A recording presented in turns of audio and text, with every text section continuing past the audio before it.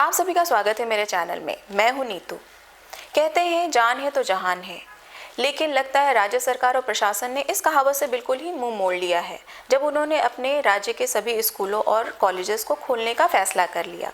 यहाँ तक कि यूजीसी यानी कि यूनिवर्सिटीज़ ग्रांट कमीशन ने भी अपनी यूनिवर्सिटीज़ को खोलने का आदेश दे दिया है। कुछ स्कूलों ने सिर्फ सीनियर सेक्शन के लिए ही स्कूल खोला है, यानी कि 9 से लेकर के 12 तक के ही कक्षा के छात्रों को अनुमति है स्कूल आने के लिए फिजिकल क्लासेस के लिए। लेकिन कई सारे स्कूलों ने कक्षा 1 से 12 तक के छात्रों के लिए स्कूल फुल स्विंग में खोल दिया है। तो क्या ये सही है इस टाइम में, जबकि कोरोना वायरस का सिर्फ डर गया है, कोरोना नहीं, वैक्सीन को सिर्फ अप्रूवल मिला है, अभी वैक्सीन लगाई नहीं जा रही है। और एक तथ्य मैं आपको बताना चाहूँगी इस वैक्सीन के बारे में। भारत ने अभी तक 2 वैक्सीन कैंडिडेट्स को अप्रूवल दिया है वैक्सीन डिस्ट्रीब्यूशन के लिए, जिसमें एस्ट्राजेनेका की कोविशील्ड और भारत बायोटेक की कोवैक्सीन है। इन वैक्सीन के बारे में मैं कुछ तथ्य बताना चाहूँगी आपको यहाँ पर। जो सबसे पहली डोजेज होंगी वो हेल्थ केयर वर्कर्स और फ्रंटलाइन वर्कर्स को दी जाएंगी, जिसमें डॉक्टर्स, नर्सेस, सफाई कर्मी, पुलिसमैन ये आते हैं। उसके बाद 50 साल या उससे ज़्यादा की उम्र के लोगों को ये डोजेज दी जाएंगी। बहुत से लोगों को ये नहीं पता है कि ये वैक्सीन बच्चों के लिए नहीं है, ये एडल्ट्स के लिए है, यानी कि 18 साल से ऊपर के लोगों पर इसका ट्रायल किया गया है। अभी तक 18 साल से नीचे के बच्चों पर इसका ट्रायल नहीं किया गया है। अमेरिका के ड्रग मेकर मॉडर्ना कंपनी ने दावा किया है कि वो जल्द ही अपने ट्रायल बच्चों पर भी स्टार्ट करेगी, लेकिन ये ट्रायल 3 फेजेस में होते हैं और अभी उनका पहला फेज भी स्टार्ट नहीं हुआ है। तो ऑब्वियसली इस वैक्सीन को मार्केट में आने में काफ़ी समय लग सकता है। तो क्या ये सही है कि अपने बच्चों को इस तरीके के वायरस के सामने एक्सपोज किया जाए? ब्रिटेन और यूरोप के कई देशों में इस वायरस का एक नया स्ट्रेन पाया गया है जो कि 70% टाइम ज़्यादा डेडलियर है।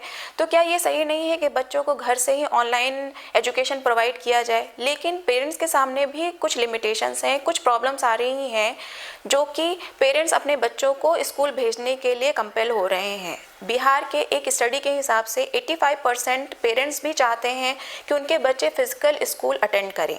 कई सारे पेरेंट्स वर्किंग हैं जिनके पास टाइम नहीं है अपने बच्चों पर ध्यान देने का, या घर में बैठ करके अपने बच्चों को लुक आफ्टर नहीं कर सकते। कुछ पेरेंट के सामने ये प्रॉब्लम आ रही है कि वो अपने आप को इनकेपेबल पा रहे हैं ऑनलाइन कोचिंग या ऑनलाइन क्लासेस के थ्रू अपने बच्चों को क्वालिटी एजुकेशन प्रोवाइड करवाने के लिए।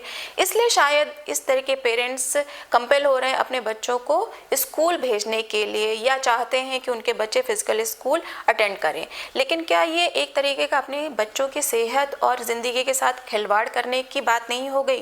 पहले कहा जा रहा था कि बच्चों में इन्फेक्शन रेट कम पाए जा रहे हैं, इसका मतलब उनकी इम्यूनिटी ज़्यादा है। लेकिन अमेरिका के साइंस जर्नल ने ये क्लेम किया है कि इम्यूनिटी का इसमें कोई रोल नहीं है। एकदम से लॉकडाउन हो गया, स्कूल्स और कॉलेजेस बंद कर दिए गए, जिससे बच्चों का एक्सपोजर इस वायरस के साथ में कम हो गया, जिससे उनके इन्फेक्शन रेट्स कम आ रहे थे। लेकिन जब स्कूल्स और कॉलेजेस एकदम से खोल दिए गए हैं, बच्चे कंपेल हो जाएंगे एक ही क्लास में बैठने के लिए, एक साथ सारी एक्टिविटीज़ करने के लिए, सेम ट्रांसपोर्टेशन यूज़ करने के लिए, सेम प्रेमिसेस यूज़ करने के लिए, सेम वाटर फिल्टर, यहाँ तक कि सेम टॉयलेट्स भी यूज़ करेंगे वो। तो क्या वहाँ पे बच्चों की सेफ्टी के साथ कॉम्प्रोमाइज़ नहीं हो रहा है?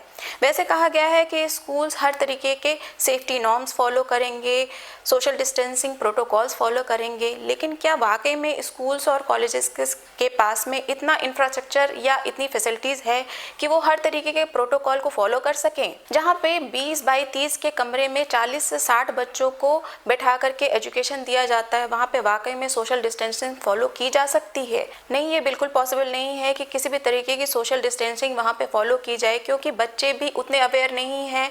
ऑब्वियसली बच्चे आपस में एक दूसरे के साथ टिफ़िन खाएंगे, एक दूसरे के साथ बातें करेंगे, एक दूसरे के साथ एक्टिविटीज़ में इन्वॉल्व होंगे, तो सोशल डिस्टेंसिंग प्रोटोकॉल्स तो बिल्कुल नहीं फॉलो हो पाएंगे।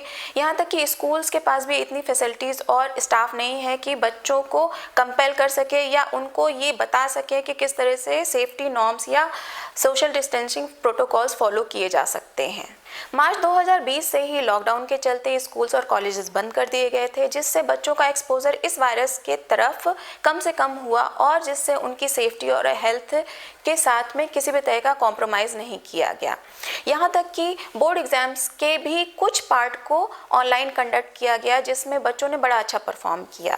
ऑनलाइन एजुकेशन इतनी बुरी नहीं है। Online education for the time being, जब तक कि वैक्सीन इंट्रोड्यूस नहीं हो जाती है, हर किसी तक वैक्सीन नहीं पहुंच पाती है, यहाँ तक कि बच्चों के लिए भी वैक्सीन मार्केट में नहीं आ जाती है, तब तक कि फिजिकल क्लासेस को विदहल रखा जाए और ऑनलाइन क्लासेस को ही कंटिन्यू किया जाए, जिससे हम अपने बच्चों को इस डेडली कोरोना वायरस से बचा सकें और उनकी हेल्थ और उनकी सेफ्टी के साथ किसी भी तरह का कॉम्प्रोमाइज़ ना किया जाए।